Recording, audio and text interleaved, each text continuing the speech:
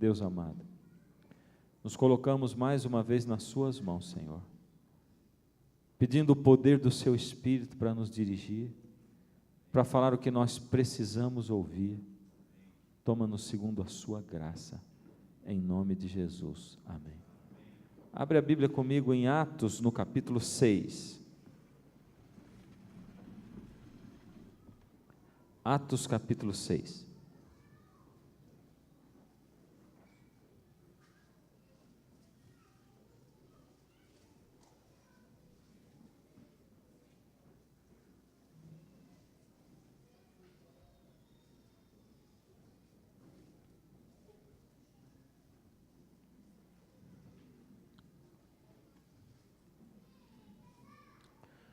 Do verso 8 diz assim: Estevão, cheio de graça e poder, fazia prodígios e grandes milagres entre o povo. Levantaram-se, porém, alguns dos que eram da sinagoga chamada dos libertos, dos cireneus, dos alexandrinos e dos da Cilícia e Ásia, e discutiam com Estevão. E não podiam resistir à sabedoria e ao espírito pelo qual ele falava. Então subornaram homens que disseram: Temos ouvido esse homem proferir blasfêmias contra Moisés e contra Deus. Sublevaram o povo, os anciãos e os escribas, e investindo o arrebataram, levando-o ao sinédrio. Apresentaram testemunhas falsas que depuseram: esse homem não para de falar contra o lugar santo e contra a lei, porque o temos ouvido dizer que esse Jesus, o Nazareno, destruirá esse lugar e mudará os costumes que Moisés nos deu. Todos os que estavam assentados no sinédrio, fitando os olhos em Estevão, viram o seu rosto brilhando como se fosse rosto de anjo. Esse aqui era o início da igreja cristã. Como nós estudamos essa semana, o poder do Espírito estava sobre essa igreja. A plenitude do poder do Espírito tinha sido recentemente derramada. Esses homens pregavam com o poder do Espírito, eles faziam grandes sinais, milagres, maravilhas no meio do povo. Ali estava a plenitude do Espírito. Acontece que, conforme o Evangelho foi sendo multiplicado, o número de membros da igreja também se multiplicou. E a igreja aumentou, eles aumentavam assim, multiplicando-se, 3.000 num sermão, 2.000 em outro sermão, e assim ia. E conforme ia aumentando o número de pessoas na igreja, também aumentava o número de problemas dentro da igreja. Então, logo começaram a acontecer problemas grandes. Eles dividiam tudo que eles tinham, eles compartilhavam tudo, o espírito de amor, de benignidade, de bondade, era enorme. Por isso as pessoas davam para a igreja distribuía, de forma que ninguém passava fome, ninguém passava necessidade, mas com o número de pessoas aumentando, os problemas aumentando, começou a haver controvérsias e reclamações. Poxa, mas vocês protegem os judeus? Os helenistas estavam reclamando. Problemas. E os discípulos começaram a gastar muito tempo repartindo o pão material e não tinham tanto tempo para repartir o pão espiritual e para pregar. Infelizmente acontece assim muitas vezes, que nós, membros, tomamos tanto o tempo do pastor com coisinhas. Eu não estou dizendo isso porque ele tenha me falado nada, viu, irmãos? Eu prego em qualquer igreja isso. Pelo contrário, tenho aprendido com os 2 pastores onde eu estive, a disponibilidade deles, o tanto que eles são acessíveis, como eles estão sempre dispostos. Mas o Senhor Deus nos adverte do quanto nós tomamos o tempo dos nossos pastores para coisas que não são o pão espiritual. Enquanto poderiam eles estar aproveitando o tempo em ensinar e distribuindo o pão da vida para as pessoas. Não parece que não combina isso? A igreja aumentou, multiplicou tanto de gente e tinha problemas. Mas essa não era a igreja onde estava a plenitude do Espírito Santo? Era ou não era? Se estava a plenitude do Espírito, eles não tinham poder para milagres? Tinham ou não tinham? Tinha ou não tinha? Ali estava a plenitude do poder, tinha poder para milagres, o Espírito estava ali e havia problemas. Como é que uma igreja onde está o Espírito de Deus tem problemas? É o que está dizendo aqui nesse capítulo. Problemas, discussões. Você lê um pouquinho antes, você vê a discussão e os discípulos tendo que cuidar daquilo, quando de repente Deus dá uma inspiração e diz, olha, vamos escolher diáconos, 7 diáconos, eles vão cuidar de distribuir o pão material e nós vamos cuidar de pregar o evangelho. Eles vão cuidar dos problemas da igreja local e nós vamos cuidar de pregar o evangelho ao mundo, porque o evangelho precisa ser pregado. Isso mostra para mim que mesmo nas igrejas, ou mesmo na igreja onde havia a plenitude do Espírito, havia problemas. E sabe por que tem problemas na igreja? Sabe por que tem problemas na igreja? É porque eu estou na igreja. Eu. Quem traz problema para a igreja, querido? Eu não ouvi. Quem traz problema para a igreja? Não é nós é os outros, assim, ó. Nós é assim, nós, não é nós, é eu. Eu trago problema para a igreja. O nós dilui, ele divide a culpa não é nossa, a culpa é minha. Eu trago problema para a igreja. Toda vez que você olhar para a igreja, ou para os problemas da igreja, toda vez que você olhar para o problema de alguém, dizer, a igreja tem esse problema, não é a igreja que tem, é você. Eu trago o meu problema, o outro traz, pode ser que aquele problema não foi eu que trouxe, foi o outro, mas eu trago outro tipo de problema. Cada um traz os seus problemas. Por isso a igreja tem problema. Nós somos uma junção de problemas e de soluções também. E quando o Espírito de Deus está aí, os problemas são amenizados, por isso está dizendo aqui desse problema, mas tinha um problema. Então eles escolheram diáconos, e entre os 7 diáconos, esses 7 homens foram escolhidos sob a direção de Deus. O Senhor Deus dirigiu, por isso, dentre todos os homens, eram 7 homens muito especiais, porém, dentre os 7 havia um especial, e a Bíblia destaca esse um, cujo nome era Estevão. Estevão, homem dirigido por Deus, servo de Deus. Estevão fazia sinais, prodígios, grandes milagres. E ele pregava com poder, porque diz aí, ninguém podia se sobrepor ao Espírito e ao poder com o qual Estevão falava. Ninguém podia. Por isso Estevão conhecia a palavra de Deus e pregava com a autoridade de quem vivia a palavra de Deus. Há um problema. Quando a gente se levanta para pregar a palavra de Deus, o inimigo se levanta contra. Ele arma armadilhas, coloca pessoas contra. No caso aqui estava a liderança da igreja judaica constituída da época, se voltando contra Estevão, mas quanto mais eles tentavam abrir a palavra com Estevão, menos argumento eles tinham. E estava ali Estevão pregando, Estevão falando, e eles não conseguiam, por isso eles tiveram que apelar. O inimigo é sujo, e todo mundo que se alia ao inimigo acaba se sujando também e fica sujo. Eles arrumaram testemunhas falsas, que depuseram falando mentiras, e essas mentiras levaram Estevão ao sinédrio, que era o tribunal, a julgamento,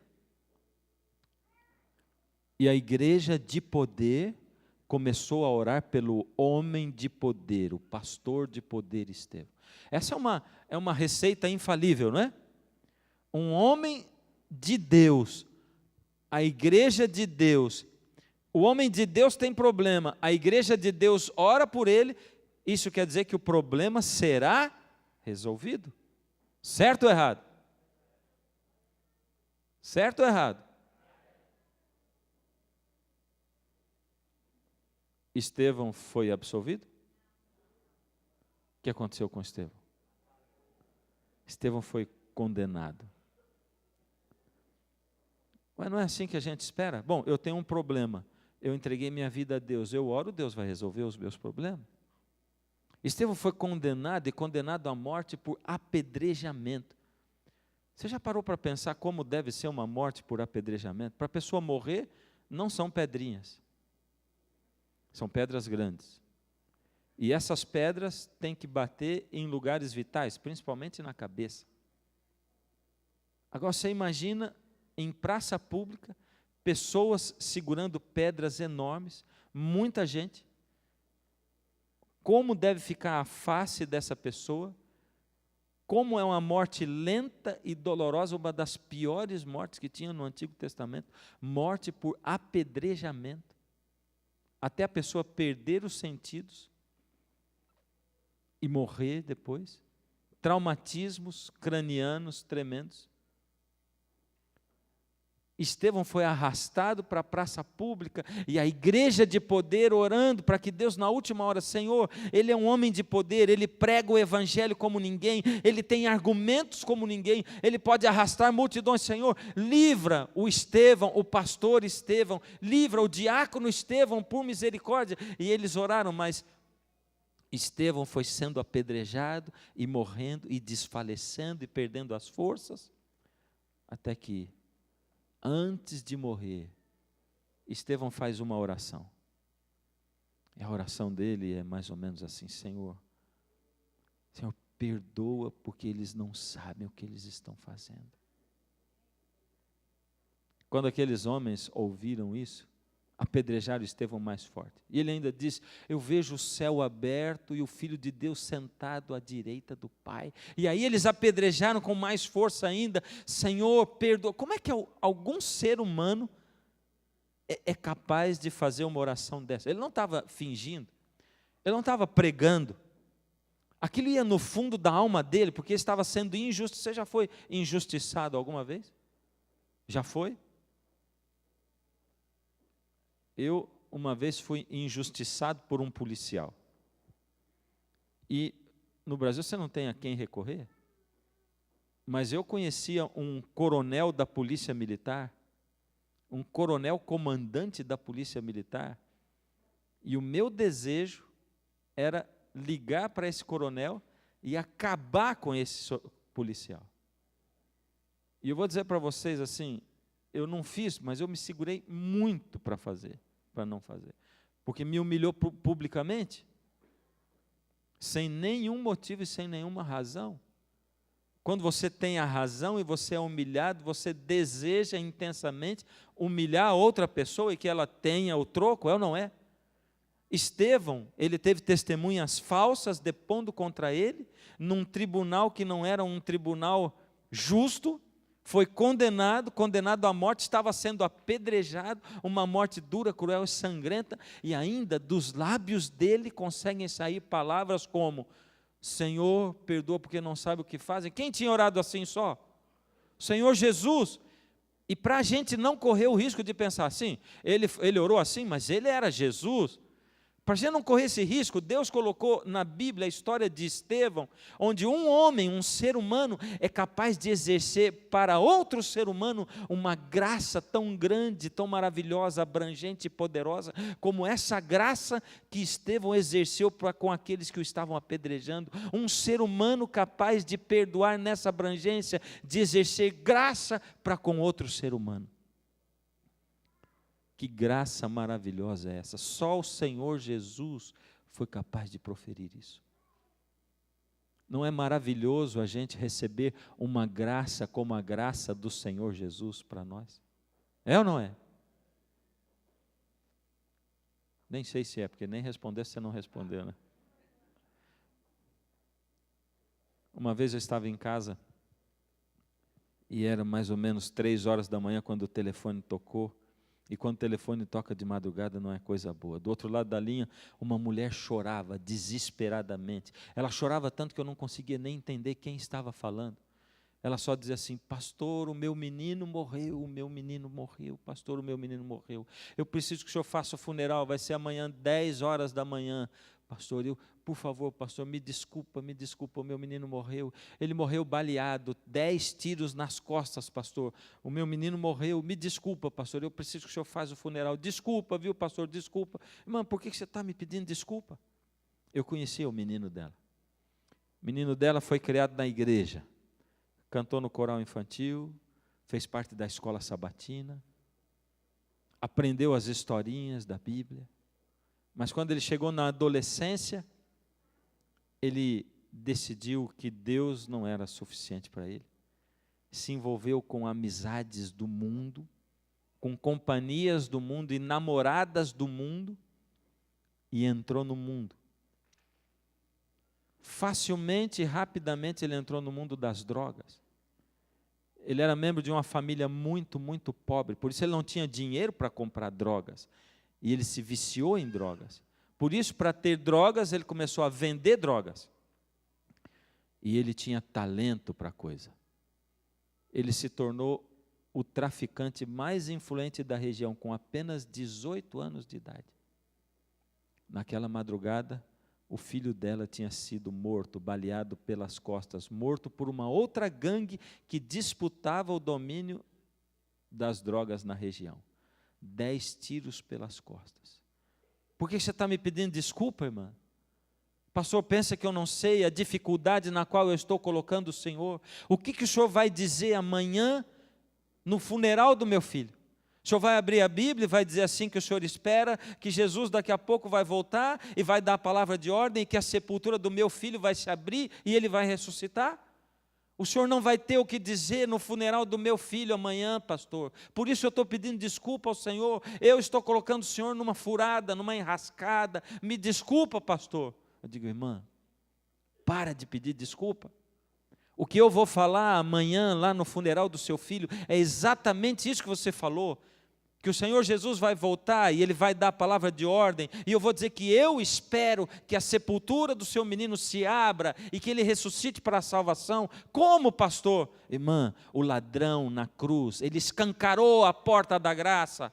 Aquele homem não tinha um segundo para descer da cruz e guardar os mandamentos e dizer: está vendo, eu mudei de vida. Ninguém viu se ele mudou mesmo de vida ou não. Ele não teve tempo para mostrar, ele só teve tempo para olhar para a cruz central e dizer: Senhor, lembra-te de mim quando entrares no teu reino. E o Senhor Jesus, que leu os corações e as intenções, leu a sinceridade do coração dele, diz: na verdade eu te digo hoje, estarás comigo no paraíso.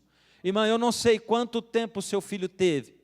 Eu também não sei da sinceridade que ia no coração e na alma dele e do que se passava lá. Só Deus conhece corações. Mas se ele tinha um coração sincero e entre um tiro e outro, ele teve tempo para dizer: Deus, lembra-te de mim aí no teu reino. Ele teve tempo de ouvir de Deus: estarás comigo no paraíso. Porque a graça do Senhor Jesus é assim tão maravilhosa, tão abrangente. Não é maravilhoso ter uma graça assim à sua disposição, irmão? É ou não é? Amém. Uma graça tão maravilhosa, capaz de buscar você aonde quer que você esteja. Capaz de perdoar você de qualquer pecado que você tenha cometido, mesmo que na sua cabeça esteja passando aí no momento: esse pastor fica falando isso porque ele não sabe aonde eu estou, no que eu me meti, ele não sabe o que eu tenho feito da minha vida, ele não sabe em que problemas eu tenho me metido, os vícios, ele não sabe o que passa na minha cabeça e quantas vezes eu peco por querer o mesmo pecado. E o Senhor Jesus diz: a minha graça é suficiente, todo-poderosa, abrangente para livrar você. A graça de Deus é tão maravilhosa e tão abrangente, que ela chega a ser injusta aos olhos humanos. Injusta. Por isso Jesus contou aquela parábola, onde ele disse que um homem, dono de uma vinha, saiu para angariar trabalhadores. E ele saiu bem de madrugadinha e veio até de tarde. E quando faltava 1 hora para terminar o dia de trabalho, aquele homem ainda contratou uma pessoa que estava na praça sem trabalho. E quando chegou a hora de acertar as contas, ele pediu ao seu servo e disse: coloca a fila para receber. E o que chegou por último, você põe na frente. E quando chegou esse que tinha trabalhado 1 hora, ele acertou o salário de um dia. Por isso os outros no fim da fila olharam e disseram, uau, ele trabalhou 1 hora e recebeu o salário de um dia. Imagina a gente que trabalhou o dia inteiro e quando chegou a vez deles, eles receberam o salário de um dia. E disseram, não é justo isso? Porque nós trabalhamos o dia inteiro, ele trabalhou só 1 hora. E o dono da vinha disse, eu combinei com vocês o salário de um dia, eu pago para ele o quanto eu quero. Jesus estava dizendo, vai ter muitos de vocês, filhos, que vão passar a vida inteira na igreja, nos cultos, se dedicando a Deus, e vão receber a mesma paga, o mesmo salário, a salvação, do mesmo jeito que aqueles, como esse menino que talvez tenha olhado para Deus no último momento, depois de dedicar sua vida à desgraça, e ainda vai se salvar. Essa é a graça maravilhosa do Senhor Jesus, tão maravilhosa, tão grande, tão abrangente que chega a ser injusta. Por isso, se você está pensando aí, jovem, bem, então eu posso passar a vida inteira no mundo e no último momento me converter? Pode sim, mas vai tentar fazer isso. Vai tentar manter o seu coração puro. Vai saber quando você vai morrer, como você vai morrer. Mas Deus está dizendo, se você olhar para mim no último momento e me chamar, e clamar por mim, e crer em mim, e se você tiver um coração puro, eu posso salvar você, sim, Deus está dizendo. Ela é tão maravilhosa que ela é até perigosa. Assim é a graça do Senhor Deus. O Senhor Deus é tão maravilhoso, é tão bom ter uma graça dessa à nossa disposição. Quando nós caímos, pecamos. Como é bom saber que eu posso olhar para Deus e pedir perdão. Como é bom saber que o Senhor Jesus disse para Pedro, Pedro disse, Senhor, quantas vezes devemos perdoar? Ele diz, até 70 vezes 7. Como é bom saber que Deus diz que esquece o meu pecado e lança nas profundezas do mar. Por isso eu sei que quando eu confesso para Deus, eu chego na madrugada e digo, Senhor, me perdoa, Senhor, de novo eu pequei, e o mesmo pecado, eu olhei para onde eu não devia olhar, Senhor, para a mesma coisa, de novo, Deus, eu não devia ter entrado naquele site, me perdoa. Pois não, meu filho, eu estou vendo o teu coração sincero, eu perdoo. Do que mesmo você pediu perdão, filho? Senhor, eu pedi perdão daquela coisa que eu olhei, que eu olho sempre, aquele site, Senhor, o Senhor me perdoa, por favor, perdoa, filho, perdoa. Do que é mesmo que você pediu perdão? Senhor, eu já falei para o Senhor, é do site, Senhor, eu olho todo dia e eu não queria ter olhado, mas eu não resisti, olhei de novo, mas eu estou pedindo perdão, me livra disso, Senhor, perdoa, filho, mas do que é mesmo que você está pedindo perdão? Esqueci. Deus diz, eu esqueço. E dos seus pecados eu não me lembro. É diferente de tudo, ele esquece, ele não se lembra dos nossos pecados. Ele lança na profundeza do mar, é o que Deus diz, é o que ele faz, é como ele age. Essa graça tão maravilhosa e tão abrangente, não é maravilhoso ter uma graça dessa à sua disposição? É ou não é? Tem um texto na Bíblia que me preocupa. Abre comigo a sua Bíblia em Mateus capítulo 6.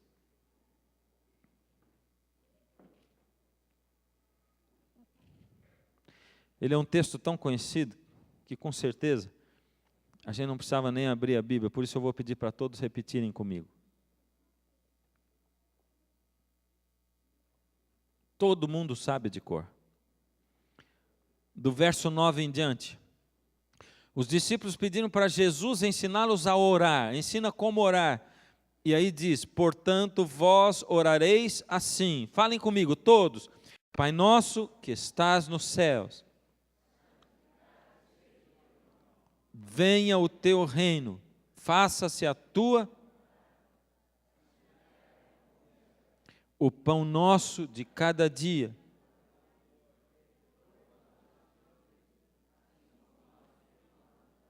Para aí. Você prestou atenção no que você acabou de dizer agora, não? Perdoa as nossas dívidas, assim como nós perdoamos aos nossos devedores. É maravilhoso ter uma graça como a graça de Jesus à nossa disposição. Mas quando os discípulos pediram para Jesus ensiná-los a orar, ele disse: ora assim, perdoa a minha dívida, assim como eu perdoo a quem deve para mim. Jesus estabeleceu a medida da graça dele para você e para mim. Ele diz: a minha graça é grande, maravilhosa, abrangente, ilimitada, mas ela tem um limite. O limite da minha graça é o tanto com que você exerce a graça para o outro. Eu só posso perdoar você na medida em que você perdoa o seu próximo. É só assim. Eu não posso perdoar você mais do que você está disposto a perdoar o seu próximo. Por isso Jesus contou uma outra parábola. Uma parábola de um homem que devia muito para um rei. E o rei o chamou para cobrar e disse: paga agora o que você me deve. E ele chorou, e ele clamou, e ele disse: eu não posso pagar, por favor, não me faça escravo a minha família. E o rei, olhando para ele, teve compaixão e misericórdia, disse: está perdoado, eu perdoo. E esse homem, saindo da presença do rei, saiu. E quando chegou lá fora, um outro que devia uma quantia bem pequenininha para ele, disse: por favor, me perdoa. Ele disse: paga o que você me deve, me perdoa. E ele disse: não perdoo não. E nós fazemos igualzinho. Amamos a graça de Deus, gostamos de falar da graça de Deus, gostamos de estudar lições da escola sabatina sobre a graça de Deus, precisamos da graça, ajoelhamos do lado da nossa cama e dizemos: Senhor, me perdoa, porque eu sou um pecador miserável, Senhor, me ajuda a me sentir perdoado, mas nós não estamos dispostos a perdoar os nossos irmãos.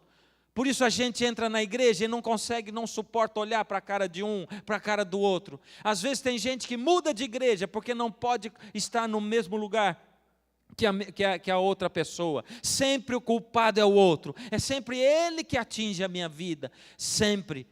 Por isso eu não posso suportar, às vezes, o meu pai dentro da minha casa, a minha mãe dentro da minha casa, marido que briga com a esposa que briga com o marido que levanta a voz para a esposa. Eu não vou nem falar de levantar a mão. O Senhor não vai ter por inocente quem destrói o outro através das palavras, quem fica diminuindo o outro. Você e eu somos templo do Espírito Santo, segundo estudamos essa semana. Por isso, cada vez que você levanta a sua voz para a sua esposa, você está levantando a voz para o templo do Espírito Santo. E o Senhor Deus diz ali, em 1 Coríntios capítulo 3, Ele diz assim: o Senhor não tomará por inocente aquele que destrói o templo do Espírito Santo.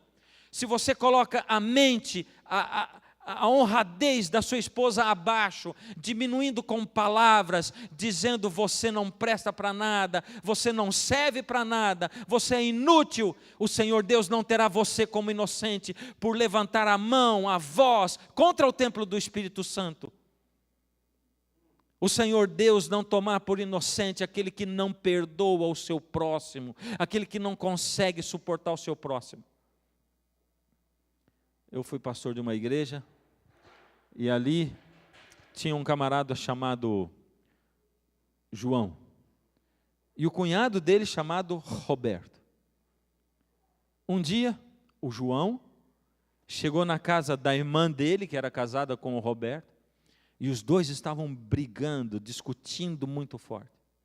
O João, que era irmão da mulher, disse para o Roberto: parem de discutir, parem de falar assim com a minha irmã. E o Roberto disse: ela é minha esposa. E o João disse: antes de ser sua esposa, é minha irmã, pois agora é casado comigo. Em briga de marido e mulher, ninguém mete a colher. E o Roberto diz: você sai da minha casa agora, porque senão eu vou meter um processo em você. Vai embora daqui, senão eu mato você. E o João disse: ah é? Você me mata? Foi embora. Entrou na primeira delegacia que ele encontrou e fez uma queixa, dizendo que ele foi ameaçado de morte pelo Roberto. Essa cena parece para você comum? Parece? No outro dia, no jornal da cidade, o Roberto era comerciante. Estava assim, uma cidade pequena. João, fulano de tal, Roberto de tal, comerciante na nossa cidade. Os dois cunhados brigaram essa madrugada. Roberto, comerciante, dono da loja tal, ameaçou João de morte. Ambos são membros da igreja adventista de nossa cidade.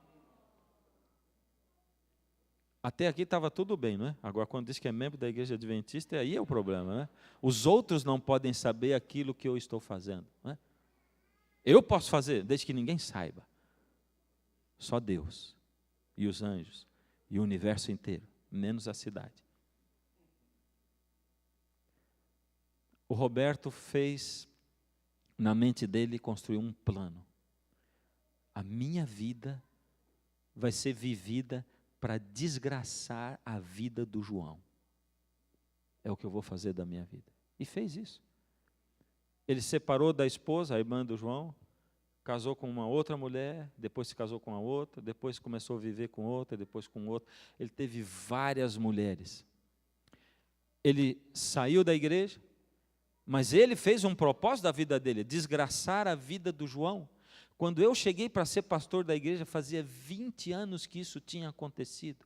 E o Roberto ainda fazia da vida dele o propósito de desgraçar a vida do João. Uma das maneiras como ele fazia, ele dizia, eu não sou membro da igreja, eu não posso participar na igreja, mas tem um lugar que eu posso participar na igreja, é na classe da escola sabatina. Por isso o Roberto ia na igreja, na classe da escola sabatina, e ele sentava na classe onde o João era professor. E ele sentava ali só para deixar o João nervoso, irritado, para desgraçar a vida do João. E durante o período que eu fui pastor na igreja, 3 anos, 2 vezes o João saiu de ambulância da igreja. O João já era um senhor de 50 e poucos anos, com ameaça de infarto. Eu visitei o João e disse, João, por misericórdia, vão acabar, não faz sentido 20 anos de ira, de desgraça, de exercer a não graça, vão acabar, pastor, eu aceito, eu perdoo, o que quiser, eu peço perdão, eu me ajoelho na frente dele, não tem problema. Fui visitar o Roberto, vamos acabar com isso, vamos colocar uma pedra em cima do assunto, vamos, orei com o Roberto, li a Bíblia, chorei com ele, fiz um apelo para ele. E quando eu acabei o apelo, eu disse, aí Roberto, eu quero te batizar ainda semana que vem. Pastor, agora ainda não. Por que, Roberto? Pastor, no meu coração, eu sinto que eu ainda preciso desgraçar um pouco mais a vida do João. E a gente ri, mas faz igualzinho. Enquanto eu não fizer o outro sentir cada coisa que ele fez para mim, enquanto ele não amargar, eu vou continuar virando a cara para ele, eu vou continuar fingindo que ele não existe, eu vou continuar isolando essa pessoa do meu convívio, enquanto ele não amargar cada coisa que ele me fez, eu vou falar dele para todo mundo que eu encontrar, enquanto ele não amargar, eu não perdoo, eu me isolo no meu canto, eu me fecho, não falo para ninguém e não falo para ele também, mas eu não tenho amizade, eu não perdoo. Que desgraça, queridos. Quando você não perdoa alguém, você está prejudicando grandemente alguém, e esse alguém é você. Porque o outro não está vivendo 24 horas por dia com a mágoa, com a angústia, com o ressentimento no coração, mas você está. Isso é veneno. Qualquer médico vai provar para você que isso, em termos físicos, científicos, acaba com o seu corpo. Guardar mágoa, ressentimento, angústia, o não perdão acaba com a sua saúde, mas ele acaba com a sua vida eterna. E o Senhor Jesus diz, eu só perdoo você na mesma proporção em que você perdoar ao seu próximo. Por que você continua olhando para o outro e não suportando ao outro? Porque as conversas são sempre a mesma. Pastor, eu já procurei várias vezes, mas não adianta, é muito orgulhoso. Ele diz que perdoa, mas depois não perdoa. Porque quando você acaba de pedir perdão ou de reconciliar, ainda os dois estão altivos. Quanta gente para de tomar santa ceia, porque diz, eu não vou tomar a santa ceia indignamente. Então você continua indigno e ainda por cima não recebe o perdão de Deus. Mas que coisa insana! O Senhor Deus chama você para reconciliação, mas você não perdoa, você não esquece, você não apaga. E a gente vive inventando frases para dizer, a gente vive inventando coisas para dizer, eu não sou como Deus, sabe, a gente vive inventando coisas para dizer, nós seres humanos, mas o Senhor Deus diz assim, eu preciso que você perdoe, porque se você perdoar, eu perdoo você, se você não perdoar, eu não tenho como perdoar você, eu perdoo você na mesma proporção em que você perdoa o seu próximo, essa é a proporção que eu estabeleço para perdoar você. Ali, naquela sala do tribunal, depois do apedrejamento de Estevão, tinha um coração sincero ali. Quem era? Saulo. Saulo ouviu os argumentos de Estevão. Aquilo falou no coração dele de um jeito tremendo. Ele viu o rosto de Estevão brilhando como o rosto de anjo. Saulo era profundo conhecedor da Bíblia. Quando ele ouviu os argumentos, o sermão de Estevão, o Espírito tocou o coração de Saulo, incomodou demais. Mas Saulo, ele era da religião dele. Saulo tinha no seu coração que ele fazia a vontade de Deus, perseguindo cristãos. Mas mesmo assim o Espírito tocou, porque o coração dele era sincero, embora ele fosse duro. Não existem corações duros quando o coração é sincero. O Senhor vai, Ele toca, Ele invade a alma. Saulo não conseguiu apedrejar Estevão. Por isso, quando a multidão chegou para apedrejar Estevão, Saulo deu um jeito e disse, vocês não vão deixar a capa no chão, deixe que eu seguro a capa de vocês. E ele segurou, ficou olhando, mas mais tarde ele confessou, eu consentia, eu fazia a mesma coisa, eu consentia com aqueles que apedrejavam Estevão, porque eu estava ali segurando a capa deles.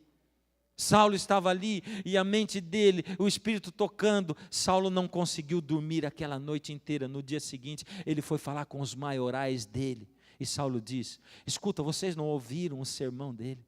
Vocês ouviram os argumentos dele? Vocês viram o rosto dele brilhando como o rosto de anjo? Os maiorais viraram para Saulo e disseram, ei Saulo, até você que é tão inteligente, vai se misturar com esses crentezinhos cristãos? Você que promete tanto, Saulo. Sabe, queridos, algumas vezes o poder desse mundo se depara com o poder de Deus e dá a impressão que o poder do mundo esmagou o poder de Deus. Olha Jesus perante Pilatos, Herodes, Anás e Caifás, e olha Jesus na cruz, não dá a impressão que o poder do mal esmagou o poder do bem? Saulo retrocedeu. Sabe quando alguém chega para você e diz, você tem uma carreira tão promissora, você é tão inteligente, você é tão bonito, você é tão bonita, você é tão jovem, vai gastar sua vida em igreja, você é tão inteligente, como é que você consegue acreditar nessa história de Bíblia, essa história da carochinha? E Saulo voltou atrás e disse, não, eu sou o mesmo Saulo. Você tem uma carreira pela frente, Saulo, mas você não é o mesmo. Eu sou o mesmo. Não, Saulo, pelo que nós estamos vendo, você foi afetado pelas palavras desse tal Estevão. Não, eu sou o mesmo. E para provar para vocês, me deem aí uma carta para eu ir para Damasco, e coloca aí que eu posso perseguir tanto mulheres quanto crianças, e vocês vão ver o mesmo Saulo. E Saulo foi, arregimentou um pequeno exército, e foi caminho a Damasco. 3 dias de viagem. Lá no 2º dia e meio, pertinho de Damasco, Saulo vinha remoendo aquilo na cabeça dele, o Espírito falando e falando. Eu sei que o Espírito incomoda o seu coração, eu sei que o Espírito fala com você, e eu oro para Deus, para que Ele não deixe você dormir, nem de dia, nem de noite, para que Ele chame você, incomode você, angustie a sua vida. Eu oro para Deus para que, ao invés de você vir para a igreja sentir calma, você sinta angústia muitas vezes, porque você precisa ser angustiado, buscar a Deus, depender de Deus, clamar por Deus. E uma luz apareceu e Saulo caiu da montaria. Sabe, essa semana eu disse e vou repetir, ainda bem que eu não sou Deus, porque se eu fosse Deus, eu não ia aparecer para o Saulo no caminho de Damasco. Era muito pouco auditório. A gente não gosta de pouco auditório, ou não é? Assim, puxa, a igreja estava cheia. É o que a gente gosta de dizer, é ou não é?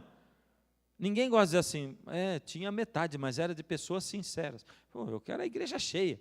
Eu não sei quem é sincero e quem não é. Deus apareceu para Saulo no caminho de Damasco. Só tinha o batalhãozinho de Saulo. Eu iria aparecer para Saulo, sabe em que momento? Eu ia escolher aparecer para Saulo na hora do apedrejamento de Estevão. Quando aqueles camaradas estivessem segurando as pedras aqui, Deus, ia aparecer com um trovão no céu, um terremoto, de tal forma que aquelas pedras iam cair na cabeça deles. E eu ia dizer assim, vocês aí que estão segurando essas pedras, o que é que vocês estão fazendo com o meu servo Estevão? E você, Saulo? E as capas iam cair no chão, ia ser um tremendo espetáculo. Mas Deus não fez isso. Deus não fez isso porque só Deus conhece os corações. E Ele sabia que o coração de Saulo, no apedrejamento de Estevão, ainda não estava maduro para responder para Jesus o que ele respondeu no caminho de Damasco. Saulo, Saulo, por que me persegues? Eu me arrepio com essas palavras do Senhor Jesus. Jesus já tinha morrido, ressuscitado, estava no céu. Saulo estava perseguindo o Senhor Jesus? Saulo estava perseguindo a igreja. A igreja. Lembre-se disso toda vez que você falar contra a igreja. Porque quando você fala contra a igreja, o Senhor Jesus vai entender que você está falando contra Ele. Porque a igreja é o corpo de Cristo. Lembre-se disso toda vez que você se levantar contra a igreja, porque o Senhor Jesus toma como se fosse para Ele. Porque me persegues, Saulo? Você está perseguindo os meus pequeninos? Você está me perseguindo? E Saulo respondeu, quem és tu, Senhor? Jesus naquele momento era o Senhor da vida de Saulo. Estevão havia aberto a porta do coração de Saulo para que Jesus pudesse entrar ali. Para abrir a porta do coração de Saulo, Estevão teve que comprar a chave com a sua morte. O que acontece em seguida, para mim, é uma das cenas mais emocionantes, mais maravilhosas da palavra de Deus. Saulo é enviado por Deus. E Deus, o Senhor Jesus, fala com um homem, profeta, Ananias. Ananias em oração. Sim, Senhor. Ananias, eu preciso de você. Pois não, Senhor, eu estou à sua disposição. Diz que eu faço. Ananias, lá na rua direita. Sim, Senhor, conheço a rua direita. Na casa de Judas, conheço, amigo meu. Tem um homem que está cego. Pois não, Senhor. E eu quero que você vá pelo poder de Jesus para curá-lo da cegueira. Pois não, Senhor, segundo a tua palavra eu irei. O nome dele é Saulo. Essa parte eu não entendi direito, Senhor. É o Saulo, aquele que está perseguindo cristãos? É, sim. E ele está vindo para perseguir cristãos, matar mulheres e crianças em Damasco. É ele? É. E ele está cego? Tá. E eu vou curar? É. É. As coisas de Deus são loucas para os seres humanos. Muitas coisas que Deus pede a gente não consegue entender na hora que Ele pede. Mas para nós não tem outra coisa a não ser fazer o que Deus está pedindo. E Ananias foi. Deus disse para Ananias: você vai curar Saulo porque ele é um vaso escolhido por mim, e para ele importa saber o quanto importante me seguir, e ele vai aprender através do sofrimento. Paulo foi o grande sofredor do Novo Testamento. Jó do Antigo, Paulo do Novo. E ele foi aquele que aprendeu a seguir Jesus, e ele depois declarou: eu trago no meu corpo as marcas do Senhor Jesus. Quem é chamado para seguir o Senhor Jesus tem que estar preparado para carregar no seu corpo as marcas do Senhor Jesus, para crescer através do sofrimento. Para de viver como essa geração, a geração anestésico, analgésico. Para de dizer: Deus, eu não quero sofrer. Eu achava que eu não conseguiria ver um filho meu sofrendo, mas Deus tem me ensinado que eu suporto ver um filho meu sofrendo, sim. Você suporta sofrer e ver um filho seu sofrendo? Se apegue com Deus durante o sofrimento e pergunta: Deus, como eu posso crescer no sofrimento? Sabe, queridos, tem muita coisa que eu gostaria de ver no céu. Eu gosto de pensar como vai ser o céu. Eu não tenho dúvida de que vai ser prazer todos os dias, o dia inteiro. As coisas que nós vamos descobrir e estudar, passar a eternidade aprendendo a respeito de Deus, e vão ser maravilhosas, maravilhosas. O que nós vamos ver, quanta gente gasta dinheiro para ir para a Europa, para ver ruínas, e eu fico imaginando o que vai ser viajar pelo universo, as coisas fantásticas, maravilhosas que nós vamos ver.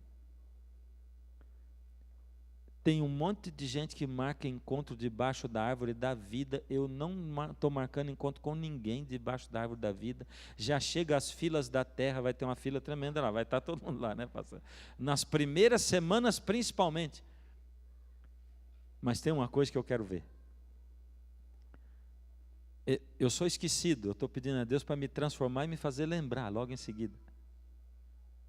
Eu gostaria de, ao chegar, se Deus me conceder a graça, Ele vai conceder de eu chegar lá.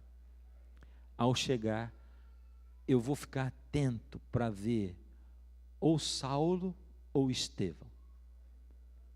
Quem eu conhecer primeiro, Paulo ou Estevão, eu vou grudar nele.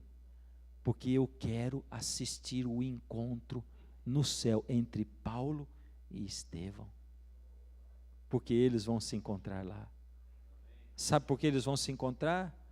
Porque um dia Estevão, sendo apedrejado, orou ao Senhor e concedeu o perdão, a graça humana para aquele que o apedrejava, e diz: Senhor, perdoa, porque o Saulo não sabe o que ele faz. E eles vão se encontrar no céu por causa do perdão que Estevão exerceu, e porque Estevão abriu a porta do coração de Saulo através da sua morte, porque ele exerceu o perdão e a graça de Jesus, e eles vão se encontrar no céu. Jesus convida você hoje, querido. Como Ele pode derramar o seu Espírito sobre a sua igreja, se não houver unidade? Atos 1, oravam unânimes. Eles oravam, perseveravam unânimes em oração, perseveravam unânimes. O Senhor não pode derramar o seu Espírito sobre quem não consegue perdoar o seu irmão, a sua irmã, o seu marido, a sua esposa.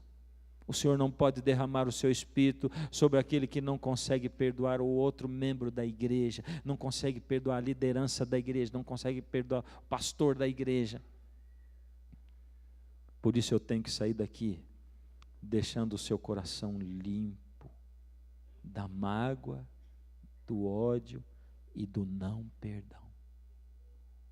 Por isso, hoje eu tenho um apelo para você. Senhor Deus, toca o meu coração para dizer: filho, você que precisa pedir perdão a alguém, ou precisa perdoar alguém, você vai sair do seu lugar. E você vai ir no lugar aonde está sentada essa pessoa. E vai dar a mão para ela. E vocês vão vir aqui para frente juntos. Se por acaso você olhar e não encontrar a pessoa, se olhar e não encontrar, você vai sair e vai vir aqui na frente. E você que vê o outro que está aqui, você sabe que é por sua causa, você vai sair, vai parar do lado dele. Não é um de um lado, o outro do outro. Um do lado do outro, e vocês vão pôr a mão no ombro um do outro. Sabe por que tem que ser publicamente? É porque todo mundo sabe que vocês não se suportam. Vocês já falaram pelo menos para uma pessoa, e essa pessoa contou para outras 10, que contou para outras 30, que contou para outras 100. Então a reconciliação é pública. E a graça do Senhor Deus vai se estender sobre nós. Hoje, o Senhor vai trazer perdão e reconciliação a essa casa. Se o seu coração está tremendo, e você diz: ai, acho que eu não vou, é você mesmo que é para vir. O Senhor está chamando você. A música vai tocar agora. Enquanto a música toca, o Espírito toca o seu coração. E ao você chegar, não para aí no corredor, vem aqui na frente, porque essa frente vai se encher de gente. Sai daí e vem para cá. Deixa Jesus vir. O Senhor Jesus é aquele Deus forte, maravilhoso, Pai da eternidade, Príncipe da paz, mas Ele é o nosso Pai, aquele que nos abraça e nos recebe. Vem para cá, Deus está te esperando. Grandioso Deus, o grande eu sou, rocha firme tu és, meu Senhor, El Shaddai, Emmanuel, vitorioso, eterno Rei dos Reis, poderoso Deus, mas só uma vez eu vi meu Deus correr uma vez. Foi quando eu caí, Deus correu para mim, em seus braços me ergueu, me chamou o seu filho, com amor me abraçou, me fez parar de chorar, com perdão em sua voz, disse: filho, eu ainda te amo.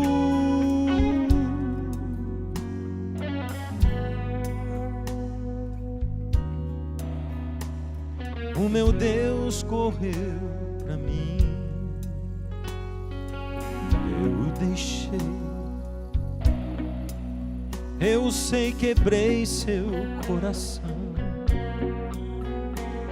eu só me feri, tentei viver sem Deus, mas numa noite me lembrei do amor do meu Pai. Sem forças eu voltei, de longe eu o vi.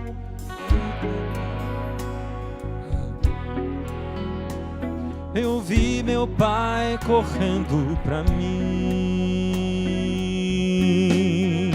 Foi quando eu caí, Deus correu para mim, seus braços me ergueu, me tornou seu filho, com amor me abraçou, me fez parar de chorar, com perdão em sua voz, disse: filho, eu ainda te amo. chega aqui bem pertinho, bem na frente. Fiquei surpreso ao ver. Você que está vendo o seu irmão aqui, vem para cá. Fica do lado dele, estende a mão sobre o ombro dele. Hoje é dia de reconciliação, de perdão.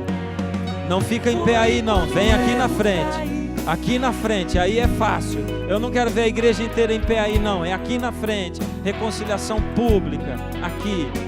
Eu andei tão só, sem ninguém, longe do meu Pai. Mas mesmo assim, Deus me deu seu perdão.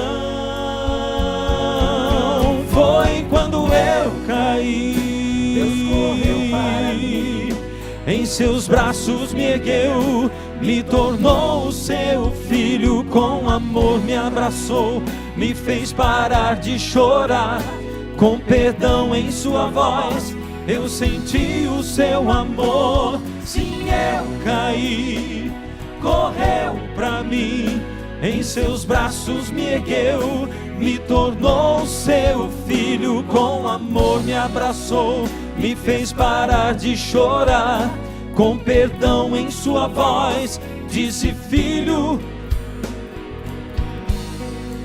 me fez seu filho, disse filho, eu ainda te amo. Meu Deus correu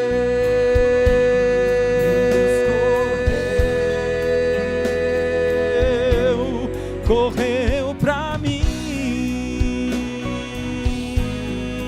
Deus correu,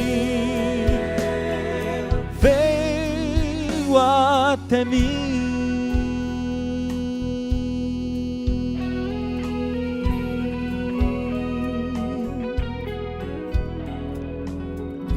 Você precisa chegar bem aqui pertinho, porque tem gente ali no corredor que precisa chegar mais. Você que está no corredor, vem para os lados. E se você está aqui parado e a outra pessoa está aqui também, você não está do lado dela. Agora é hora de ir para o lado dela. Um do lado do outro. Um do lado do outro. Mão no ombro do outro. Quem sabe você ainda não veio.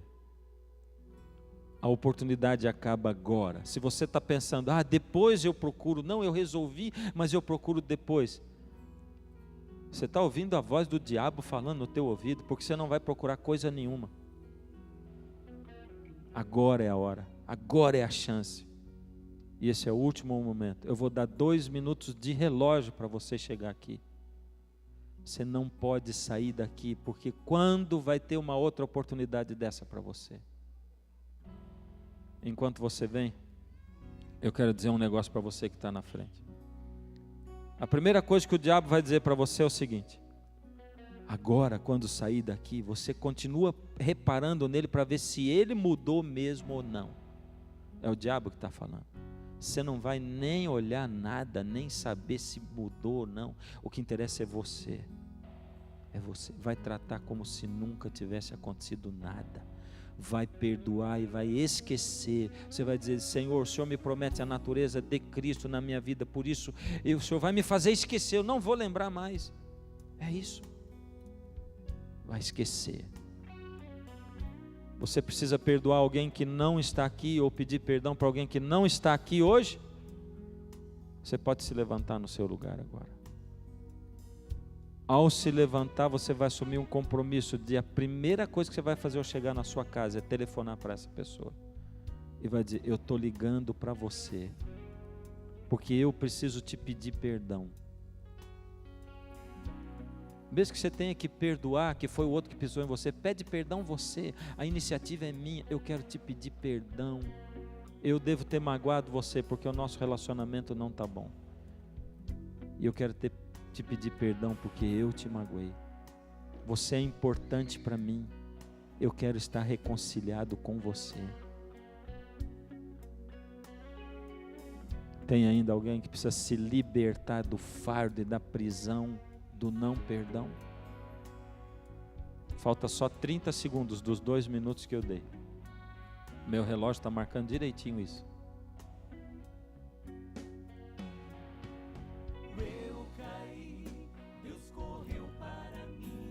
quando acabar a oração,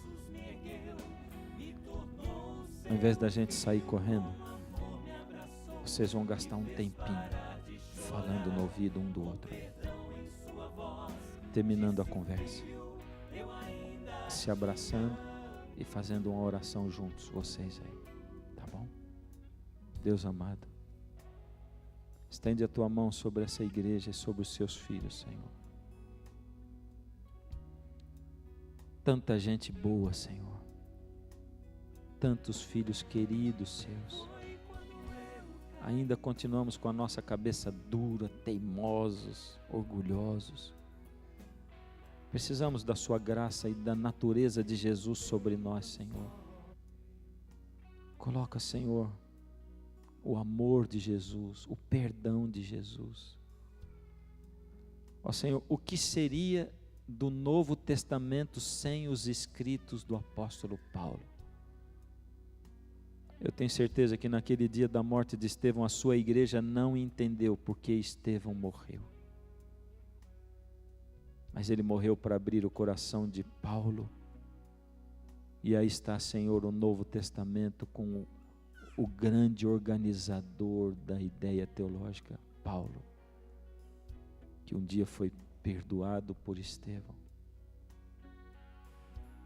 Que o perdão, Senhor, possa limpar nosso coração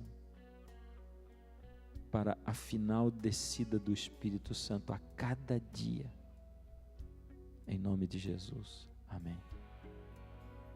Gasta esse tempinho conversando, falando, e você tem o compromisso de chegar em casa e telefonar para a pessoa e pedir perdão a ela. Deus abençoe a todos.